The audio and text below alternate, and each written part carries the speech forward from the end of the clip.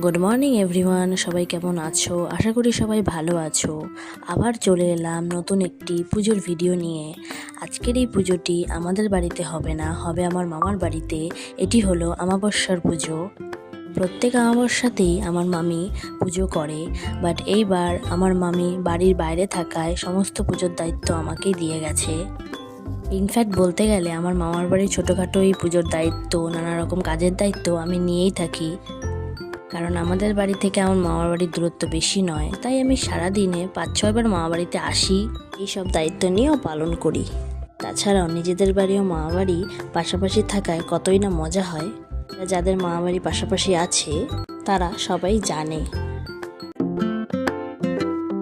তো চলো আর কথা না বাড়িয়ে কিভাবে পুজোটা করা হয় সেটা দেখে নিই। তো সকাল সকাল স্নান সেরে সবার আগে চলে এলাম ফুল তুলতে। সত্যি বলতে এই ফুল তোলা আমার সব থেকে প্রিয় কাজ।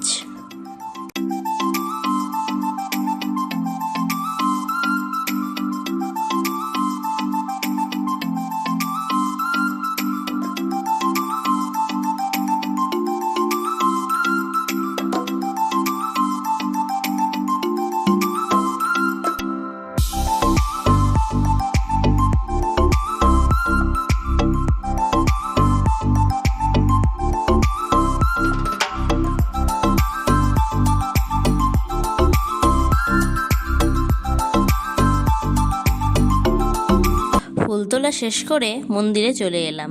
এসে মাসিকে ফুল দিয়ে পুজোতে যে গোটা ফল দেওয়া হবে সেটা গুছিয়ে নিলাম।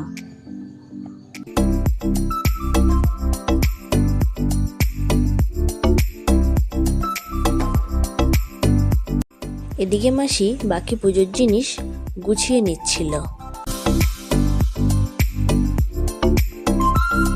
তারপর মাসি আর মা মিলে ভোগের সমস্ত জিনিস জোগাড় করে নিচ্ছিল।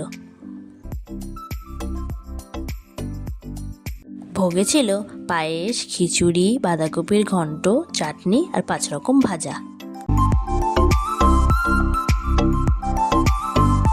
আমাদের সব কিছু গোছানো, পুজোর ভোগ রেডি হয়ে গেছিল।